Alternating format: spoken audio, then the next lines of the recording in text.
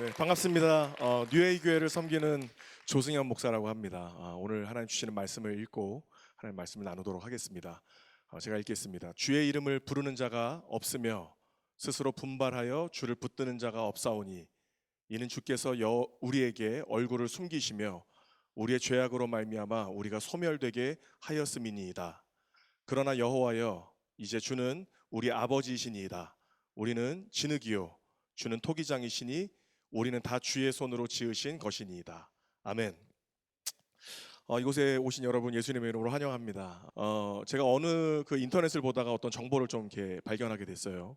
그러니까 해외에 있는 사람들은 굉장히 주의 깊게 보는 참 많은 사람들이 주의 깊게 보는데 한국 사람들이 유독 이렇게 집중하지 않고 그렇게 별로 중요하게 여기지 않는 것이 있다고 해요. 근데 이제 그게 뭔가 했더니 제품 설명서예요. 그러니까 뭔가를 좀 새로 샀을 때 그거에 대한 설명서라든지 약을 샀을 때 어떻게 사용을 해야 되는 거라든지 음식을 샀을 때 그 음식은 어떻게 해서 뭐 이렇게 처리를 하고 먹어야 되고 어떻게 옷을 뭐 이렇게 다루어야 되고 빨아야 되고 그러니까 이런 거를 이렇게 많이 잘 보지 않는다는 거예요. 그래서 보니까 저도 너무 좀 성격이 급하고 좀 급하게 생겼죠. 성격이 막 급하고 모든 게 빨리빨리해요. 그래서 어떤 뭐 전자제품을 사든지 뭐를 또 구입을 하고 나면 그거를 뭐 이렇게 빨리 뜯어서 뭐 제품을 꺼내기 바쁘지 거기에 있는 설명서를 보는 그런 여유가 제 안에 없는 거예요. 그런데 사실은 가만 들여다보면 제가 그런 제품들을 또 뭔가를 구입해서 사용하거나 할 때 거기에 있는 이 버튼을 누르면 이렇게 작동을 하는구나, 저 버튼을 누르면 저렇게 작동이 되는구나 라고 알고 있지만 사실은 그 사용 설명서가 너무너무도 중요한 거죠. 왜냐하면 눈에 보이는 그 버튼이 전부가 아니라 숨겨진 기능이 있을 수도 있고 내가 잘못 눌렀을 때 어떤 것이 리셋될 수도 있는 그런 것이 그런 취급을 주의할 수 있도록 잘 사용할 수 있도록 적어 놓은 것이 그런 이제 제품 설명서인데 그걸 이렇게 우리가 간과하고 제가 이렇게 그냥 휙 던져버리는 일들을 많이 하게 된 것 같습니다. 근데 여러분, 우리 하나님은요, 우리 가운데 성경을 주셨는데 창세기 1장 1절 어떻게 시작하십니까? 태초에 하나님이 천지를 창조하시니라. 아멘. 하나님이 이 땅을 창조하셨다는 거예요. 그래서 하나님의 말씀은 우리의 인생에 우리의 삶의 등불과도 같습니다. 하나님의 말씀을 먹고 하나님의 말씀을 붙드는 것이 우리를 지으신 우리를 가장 잘 아시는 하나님의 말씀을 붙들고 말씀대로 사는 것이 말씀하신 대로 우리가 유의하고 하지 말아야 할 것과 해야 할 것을 결정하고 가고 섬을 결정하는 것이 하나님의 말씀에 의해서 우리가 그렇게 살아가야 된다는 것이죠. 그래서 이 사용 설명서를 보면서 그렇게 그 제품들을 잘 사용할 수 있고 또 고장내지 않을 수 있는 것처럼 우리의 인생도 하나님의 말씀 앞에 바로 설 때 우리는 복을 받고요. 말씀 앞에 설 때 우리는 치유받을 수 있고요. 말씀 앞에 설 때 우리 가운데 무너진 것을 하나님은 다시 재건하시는 그런 우리의 좋으신 아버지이십니다. 근데요, 여러분, 그 제품 설명서 마치 우리의 삶 가운데 그 순종 같죠. 하나님이 말씀 보면 얼마나 막 부담스러워요. 때로는 이 말씀 보면서 하나님 저 이거 막 못하겠는데요. 근데 주님이 순종을 요구하실 때도 있고, 그러니까 이 말씀을 때로는 이렇게 부담스러워서 멀리하고 싶기도 하고, 그러니까 좋은 내가 원하는 말씀만 먹고 싶기도 하고. 그러나 이 말씀은 우리 가운데 살이 되고 피가 되고 생명이 되는 그 말씀인데 우리가 그 시점에 분명히 알아야 되는 것은 그 순종을 요구하시는 분이 누구시냐는 거예요. 그 순종을 요구하시는 분은 우리의 머리칼까지도 다 세고 계신 분이십니다. 우리에게 좋으신 아버지시고요. 그 좋은 아버지는 우리 가운데 가장 좋은 길, 생명의 길로 인도하시는 우리의 참 아버지이십니다. 할렐루야. 우리 하나님은 선하신 분이신데요. 문제는 여기 있어요. 하나님이 선하시다는 것을 우리가 알아요. 예, 주님 선하십니다. 우리 교회에서는 제가 이렇게 이야기했고 God is good 이야기하면 우리 성도들이 all the time 이렇게 이야기합니다. 제가 all the time 하면 God is good 이렇게 이야기해요. 한번 해볼까요? God is good. 예, all the time. 아멘. 우리 하나님은요 언제나 선하신 하나님이세요. 그런데 문제가 어디에 있냐면 하나님이 선하시다고 하는 그 정의가 하나님께서 선하시다고 하는 그 한계의 어떤 틀이요 우리 가운데 다 다르게 있는 거예요. 내가 생각할 때 하나님은 이렇게 해주셔야 선하신 분이고 이렇게 하지 않으시는 분은 하나님이 아니 이거 마귀가 하는 것이고 오늘 내가 생각하는 정말 좋으신 하나님은 나한테 이렇게 하셔야 하나님 좋으신 선하신 하나님이 행하신 일인데 그렇게 내 생각 가운데 이렇게 주님이 생각에 벗어난 어떠한 응답이라든지 벗어난 내가 생각하지 내가 기대하지 않은 어떤 방향으로 하나님께서 인도해 가실 때 우리 가운데 막 부딪힘이 있는 거예요. 순종하지만 괴롭고 과연 이 순종이 맞는가 머뭇거려지기도 하고. 그런데 성경을 보면요 이스라엘 백성도 사실은 마찬가지였습니다.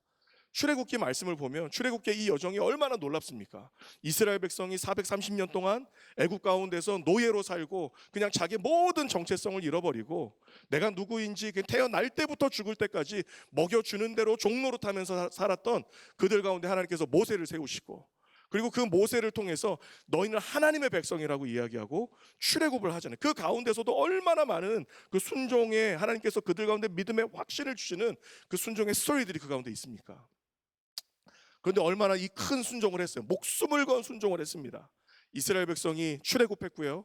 이 모세 하나님께서 모세를 통해서 이끌어 가시는 그래 하나님께서 우리 가운데 말씀하시는 약속의 땅이 분명히 있다. 그리고 그 순종의 여정을 떠납니다.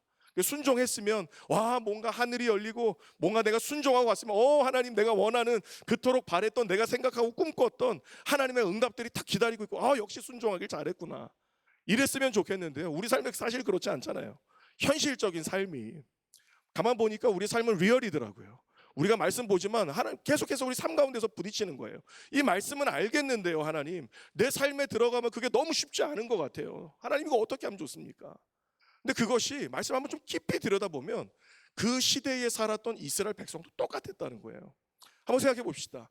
이스라엘 백성이 순종해서 출애굽했어요. 자기의 모든 보찜들을 찌고 자기 아내와 아이들을 데리고 그 셀 수 없는 그 인구들이 이제 그 애굽을 떠나서 내가 살던 그 안정감의 땅을 떠나서 애굽을 나온 거예요. 그런데 하나님이 이들 가운데 만나게 하신 건 뭡니까? 홍해였습니다. 홍해가 가로막고 있어요. 그리고 뒤에서는 애굽의 마병들이 막 쫓아옵니다. 그 상황 가운데 어떤 생각을 했을까요? 하나님 순종해서 하나님 말씀하면 너희 그래 우리는 목숨을 걸고 이렇게 나왔는데 하나님 순종해서 우리가 반응하면 약속의 땅을 주시겠다면서요. 근데 오늘 이들 가운데 마주한 거는 약속의 땅이 어디 있습니까? 앞도 막혀 있고 뒤도 막혀 있는. 저는요 그 애니메이션을 되게 좋아합니다. 오래된 애니메이션인데 그 이집트 왕자라고 아시는 분 계실 거예요. 이집트 왕자. 그 디즈니 애니메이션을 제가 너무 재밌게 봤는데 근데 그 디즈니 애니메이션이 가만 보니까 이렇게 조금 폐해가 있어요. 뭔가 이렇게 좀 극적인 요소들을 넣기 위해서 말씀과 좀 다르게 좀 각색되어지고 표현되어진 것들이 있어요. 그 애니메이션을 보면 어떻습니까? 그 이스라엘 백성이 그 셀 수 없는 그 먼지 구덩이 가운데서 짐들을 메고 아이들을 데리고 아내를 데리고 같이 그 홍해 앞에 딱 서서 막막해 할 때 하나님이 모세에게 멋있게 이야기하시잖아요. 그 지팡이를 바다로 탁 내밀어라. 말씀 보면 그렇게 돼 있거든요. 근데 좀 여기 감이 했던 것 같아요. 그 애니메이션에 있는 모세는 이 지팡이를 내미는 것이 아니라 지팡이로 땅을 이렇게 딱 찍습니다. 멋있게. 팍 찍자마자 이제 무슨 일이 일어나냐면 바다가 막 갈라지는 거죠. 갈라지고 그다음 이제 나오는 게 전 세계에서 가장 큰 그 아쿠아리움이 양쪽에 막 있는 거죠. 고래가 막 다니고 여기 상어가 다니고 거북이가 다니고 그 장면 기억하실 거예요. 어린 아이들 손잡고 가는데 그 바다 사이를 지나면서 아이가 여기에 막 지나가는 고래를 보면서 아빠 저 고래 봐. 와 여기에 막 뭐가 있어. 이게 얼마나 막 아름답고 막 얼마나 좋아요. 그런데 여러분 출애굽기 14장에 보면 그 홍해를 마주한 이스라엘 백성의 그 모습이 있는데요. 사실 현실은 그렇지 않았습니다. 저는 그 말씀에 들어가서 이스라엘 백성의 그 감정과 이들 안에 있는 생각과 그들이 느꼈던 그 공기까지도 좀 묵상하고 싶은 거예요. 근데 그 말씀 안에 들어가서 보니까 홍해가 가로막고 있습니다. 그리고 뒤에는 마병들이 오고 있습니다. 분명히 나는 순종해서 왔고 응답받아서 왔고 주님 말씀 듣고 내가 그래 한번 모든 거 내가 너무 두려웠지만 내 이 터전을 떠나서 주님 앞에 순종하여서 발을 딱 내디뎠는데 앞이 막혀 있고 뒤가 오늘 막혀 있는 그런 상황 가운데 하나님이 홍해를 가르시는 애니메이션의 장면이 아니었어요. 14장에 보면 어떤 말씀이 있냐면 그러한 이스라엘 가운데 그러한 낙심되어진 이스라엘 가운데 순종해서 왔지만 어떤 이 하나님의 응답이 없어서 오늘 모든 것들이 가로막혀버린 그 이스라엘 백성 가운데 마주했던 것은 동풍이었습니다. 동풍. 큰 동풍이 밤새도록 불어서 그 바다를 가른지라. 그래서 마른 땅이 되었다고 이야기해요. 바람이 불었대요. 근데 그 바람이 어떤 바람입니까? 바다를 가를 정도의 바람입니다. 그리고 그 바다, 갈라진 바다 사이로의 그 난 길이 마른 땅이 될 정도의 그 바람이, 그거는요 여러분 바람이라고 이야기할 수 없어요. 왜 바람이라고 이게 적어놨는지 모르겠는데 이거는요 어마어마한 폭풍우예요. 어마어마한 이 막 터네이도 같은, 사람과 이 바다를 날려버릴 만한 어마어마한 그 바다라는 거예요. 이 바람이라는 거예요. 이스라엘 백성 어땠을까요? 막 두려워서 왔어요. 앞은 막혀 있어요. 뒤에서는 우리를 다시 잡아 죽이려고 하는 그 마병들이 쫓아와요. 막혀 있는데 하나님 우리 살려 주십시오. 자, 모세야 네 지팡이를 앞으로 내밀어라. 지팡이로 내미는 순간 하나님이 그 바람을 막 주시는데 이스라엘 백성의 눈에 보인 거는 아무것도 안 보인 거예요. 생각해 보십시오. 모래 폭풍이 막 쳤을 거예요. 마병이 어디 있습니까? 바다가 어디 있습니까? 앞이 보이지 않고, 아니 오늘 내가 뭐 이 약속의 땅이 있고 없고가 중요한 게 아니고, 내 아이가 날아가려고 하고 내가 가져왔었던 보찜들 날아가도 내 가족은 살려야 되는, 오늘 내가 막 죽고 사는 거에 그 기로에서 야 다 아이들 보호해, 여인들을 안으로 넣어, 그러면서 막 밤새도록 그 혈투와 같은 그 어려움을 직면했을 거라는 거예요. 얼마나 어려웠을까요? 그 마음 가운데 뭐 하나님을 원망할 틈도 없었을 거예요. 하나님 도대체 우리 가운데 왜 이렇게 하세요? 막 그런 틈도 없었을 거예요. 너무 힘드니까. 순종해서 왔는데 너무 힘드니까. 근데 여러분 우리는 말씀의 결론을 너무 잘 알고 있습니다.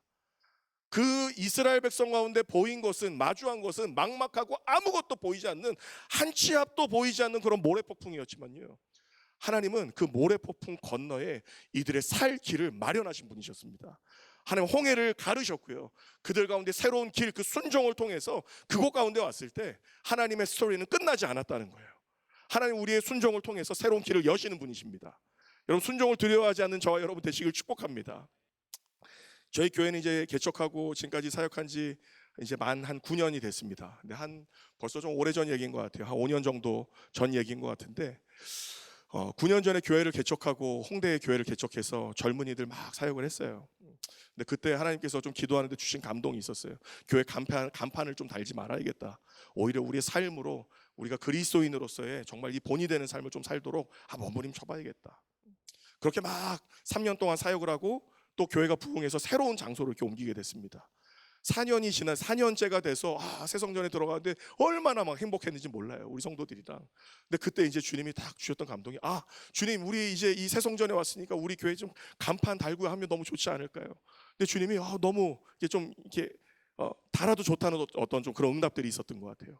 그래서 우리 성도들이랑 막 십시일반으로 재정을 막 모았어요. 저는 간판이 그렇게 비싼 건 줄 몰랐어요.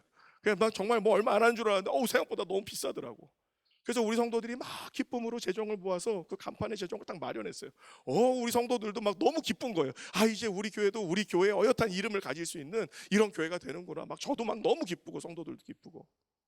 그래서 막 간판 가게를 알아보고 있었어요. 간판 업체를 막 알아보고 있는데, 제가 제 책상에 앉아서 알아보고 있는데 어느 한 목사님이 저한테 전화가 오셨어요. 근데 이 목사님은 저하고 이렇게 친한 목사님도 아니었고, 제가 이전에 어떤 연합 모임을 갔다가 한번 이렇게 만나서 인사를 나눈 적이 있는 목사님이셨어요. 근데 이 목사님이 내 연락처를 어떻게 아셨지? 어떻게 연락이 왔지? 전화를 받았더니 이 목사님이 그러세요. 목사님 새로운 성전에 들어간 거 너무 축하드립니다. 그래서 목사님 그 인스타그램 보셨군요. 너무 감사합니다. 목사님 어떻게 연락을 주셨어요? 그랬더니 목사님 저희가요 이쪽에 저쪽에 있는 동네에 교회를 개척했는데요, 목사님 새성전에 들어가서 간판을 하셨을 텐데 간판 업체를 좀 소개를 받고 싶어서 연락을 하셨다는 거예요. 그래서 저도 막 너무 좀 신기한 거죠. 그걸 찾고 있었는데. 그래서 그 목사님께 목사님 사실은 이 성전에 들어와서 우리가 좀 시간이 지났지만 저희도 이제 간판을 좀 하려고 알아보고 있습니다. 그랬더니 목사님 웃으시더라고요. 하하하 웃으시면서 어쩌면 저희 교회가 먼저 간판을 하게 될 수도 있겠네요. 그럼 만약에 좋은 업체를 만나면 목사님께 소개해드리도록 하겠습니다 하시더라고요. 그래서 목사님 너무 감사합니다 하고 이제 전화를 딱 끊었어요. 너무 기쁜 말 울러랄라 전화를 딱 끊었는데 갑자기 제 내면 안에 성령님께서 그런 감동의 음성을 주시는 거예요. 전화를 탁 끊자마자, 승현아, 예 주님, 저 교회 먼저 해주면 안 되냐? 그 음성을 딱 듣는데요, 이거 어떻게 우리가 이 모은 재정이고 이 4년 동안 기다린 이 시간인데 주님이 제 안에 그러시는 거예요. 승현아, 저 교회 먼저 해주면 안 되겠냐? 근데 제가요 제 옆에 그 조그만 방이었고 조그만 방 옆에 우리 사역자들이 같이 있었는데 제가 너무 창피하게 어린애처럼 제가 막 꺼이 막 울었어요. 책상에서 막 소리 내서 막 한참을 울었어요. 그랬더니 저기서 막 우리 사역자들이 이렇게 같이 막 웃고 떠들고 있다가 갑자기 목사님이 막 어린애처럼 막 우니까 다들 막 긴장해서 목사님 무슨 일이지 막 했던 것 같아요. 한참을 울고 제가 이렇게 눈을 탁 떴어요. 그리고 아주 밝은 얼굴로 사역자실에 딱 갔어요. 자, 우리 전도사님 저랑 같이 갑시다. 갑시다. 그래서 은행에 가서 그 재정을 탁 찾았어요. 그리고 그 재정을 그 교회에 찾아가서 전달해 드렸어요. 근데 제가 그 방에서 울 때요, 꺼이 울었던 게 이런 마음이 아니었어요. 하나님 어떻게 기다리고 우리가 어떻게 했는데 하나님 이거를 내놓으라고 할 수 있으세요? 라는 마음이 아니었어요. 제가 왜 울었냐면요, 주님이 승현아 저 교회 먼저 해주면 안 되겠니라고 하실 때 제 안에 주님이 그렇게 말씀하진 않았지만 주님의 마음이 너무 느껴지는 거예요. 이거는 제가 감당할 수 없는 마음이었어요. 어떤 마음이었냐면, 승현아 너희 교회라면 내가 믿고 부탁할 수 있을 것 같다. 너희라면 내가 요구하는 이것을 순종하여 줄 것 같다. 내가 널 믿으니 너에게 이렇게 부탁한다라고 주님 말씀하시는 것 같은 그런 주님의 마음이 제 안에 느껴져서 제가 한참을 운 거예요. 하나님 제가 뭔데 저를 믿어주세요. 하나님 이렇게 믿음 없는 저를, 이렇게 부족한 저를 당신이 신뢰하신다고요. 너무 주님께 그 기쁨, 주님의 그 순종에서 주님께 기쁨을 드리고 싶은 거예요. 그래서 그 전사님이랑 같이 재정을 찾아서 막 가서 드리는데 그 목사님은 어안이 벙벙하신 거예요. 목사님 좀 아까 통화했는데 어떻게 오셨어요? 하나님이 그냥 저에게 말씀하시고 이렇게 왔습니다. 그날이 금요일이었어요. 교회 와서 금요일 날 저녁에 말씀을 전하는데 우리 성도들이 얼마나 막 눈이 반짝반짝해요. 퇴근하고 와서 반짝반짝해서 목사님 이제 우리 간판 내일 다나요? 모레 다나요? 막 이런 마음으로 저를 쳐다보는데 제가 거기서 이제 이야기를 했어요. 여러분 우리 간판하려고 모은 재정 다 헌금했습니다. 왜냐하면 하나님이 이렇게 말씀하셨는데 저희가 주님 앞에 순종하고 싶었습니다. 그랬더니 여러분 저희 성도들이요 거기서 눈물바다가 된 거예요. 엉엉엉 우는데 그 눈물은요 괴로움의 눈물이 아니고 기쁨의 눈물이었어요. 와, 우리는 주님께 순종해서 주님께 기쁨을 드릴 수 있는 교회다. 할렐루야. 여러분 하나님께서는요 이 시대 가운데 믿고 맡길 자들을 찾고 계십니다. 믿고 맡길 자들을 찾고 계십니다. 오늘 본문 말씀을 보면 이 이사야 64장의 이 시대를 보면 이 시대는요 어떤 사람들도 주님을 찾지 않고 주님을 구하지 않는, 그래서 주님이 어떻게 하셨다고 하냐면 주님의 얼굴을 가리셨다고 이야기합니다. 주님이 얼굴을 그 이스라엘 백성 가운데서 가리시는 그 시대가 이 이사야 64장에 있는 그 시대입니다. 그런데 오늘 그 가운데서 그제서야 이스라엘 백성이 주님께 고백하는 거예요. 하나님 우리는 진흙입니다.